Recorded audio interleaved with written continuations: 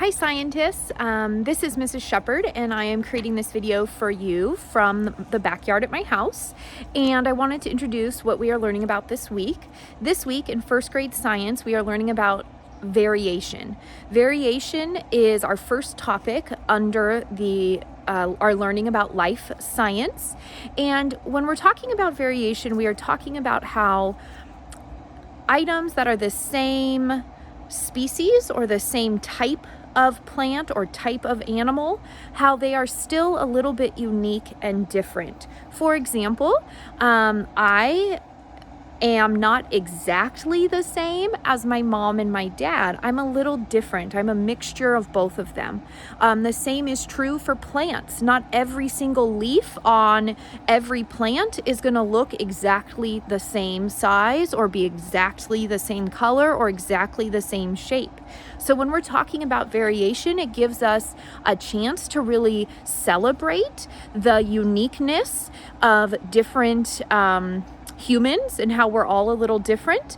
It also allows us to celebrate the variation among dogs and cats and birds and plants and flowers. So we're going to go on a little tour in my backyard. I've tried to find some examples of variation that I can find right in my backyard. And here we go. So I'm going to flip the camera around if I can. See. So here we go.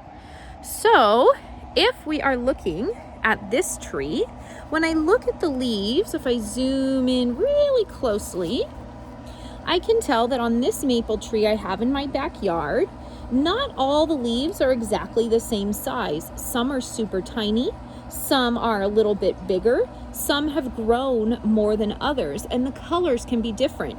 Even when I look over here, I can actually find some dead leaves from last year.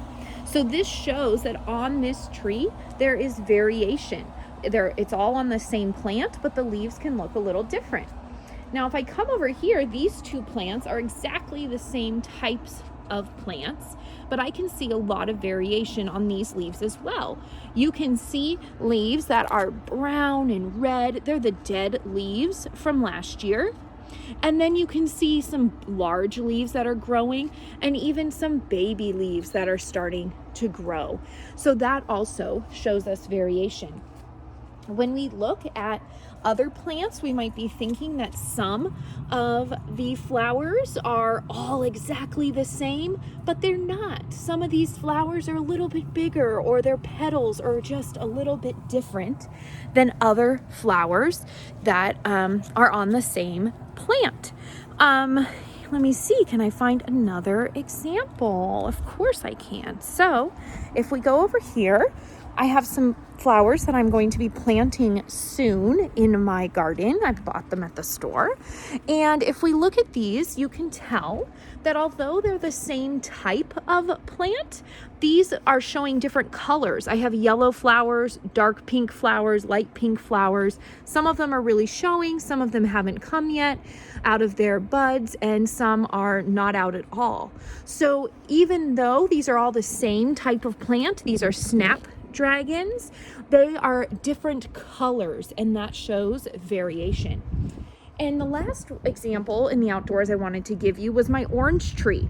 So I have my orange tree here, and if you look, you can see that the leaves, some of the leaves are bigger, some of the leaves are smaller, some of the leaves are wrinkly, but they're all about the same color. And they all have about the same shape. They're on the same tree. And then we can look at the oranges themselves. Some of the oranges we haven't picked yet. Some of the oranges are bigger and some of the oranges are smaller. Some have different bumps. Some have little scars, but they're still all oranges. So as you are learning about variation this week and learning at home, I want you to think about what is special about you. What makes you a little bit different from your adults at home, or a little bit different from your brothers and sisters, or what makes your dog a little bit different from the other dogs of the same type. What is special and unique? When we're learning about variations, we're thinking about how things are mostly the same, but a little bit different.